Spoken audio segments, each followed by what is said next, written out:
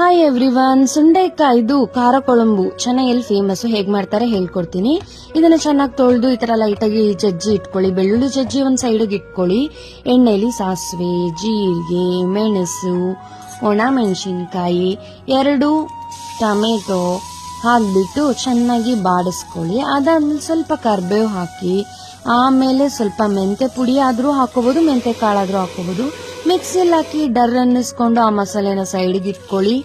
ಒಗ್ಗರಣೆಗೆ ಸಾಸಿವೆ, ಒಣ ಮೆಣಸಿನ್ಕಾಯಿ, ಕರ್ಬೇವು, ಬೆಳ್ಳುಳ್ಳಿ ಹಾಕಿ ಸ್ವಲ್ಪ ಬ್ರೌನ್ ಆಗೋವರೆಗೂ ಹುರ್ಕೋಬೇಕು ಈ ಬೆಳ್ಳುಳ್ಳಿನ.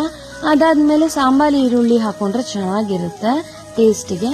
ಈರುಳ್ಳಿ ಹಾಕಿ ಲೈಟ್ ಆಗಿ ಉಪ್ಪು ಹಾಕ್ತೀನಿ, ಯಾಕಂದ್ರೆ ಅದು ಇಟ್ಕೊಳ್ಳುತ್ತೆ ಉಪ್ಪು ಅಂತ. ಮತ್ತೆ ಸುಂಡೆಕಾಯಿ ಹಾಕಿ ಲೈಟ್ ಆಗಿ ಉಪ್ಪು ಹಾಕ್ಬೇಕು, ಅದ್ರೊಳಗಡೆ ಉಪ್ಪು ಹೋಗುತ್ತೆ.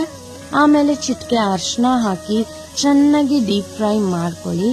ಅದಾದ್ಮೇಲೆ ಮಿಕ್ಸಿ ಮಾಡಿ ಇಟ್ಕೊಂಡಿರೋ ಮಸಾಲ ಹಾಕಿ ಹಸಿ ಮಸಾಲೆ ಸ್ಮೆಲ್ ಹೋಗೋವರೆಗೂ ಮತ್ತೆ ಫ್ರೈ ಮಾಡಿ.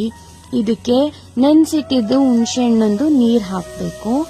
ಆಮೇಲೆ ಸ್ವಲ್ಪ ಬೆಲ್ಲ, ನಿಮ್ಗೆ ಎಷ್ಟು ಬೇಕು ಉಪ್ಪು ಅಷ್ಟು ಉಪ್ಪು ಹಾಕಿ ಚೆನ್ನಾಗಿ ಕುದಿಸ್ಕೊಂಡು ಅನ್ನಕ್ಕೆ ಹಾಕೊಂಡು ಊಟ ಮಾಡ್ತಾ ಇದ್ರಿ. ಹಬ್ಬಬ್ಬ, ಖಾರ ಖಾರ, ಹುಳಿ ಹುಳಿ, ಸಿಹಿ ಎಷ್ಟು ಚೆನ್ನಾಗಿರುತ್ತೆ ಅಂದ್ರೆ ತುಪ್ಪ ಹಾಕೊಂಡು ಊಟ ಮಾಡಿದ್ರೆ ಸ್ವರ್ಗ ಕಣ್ರಿ.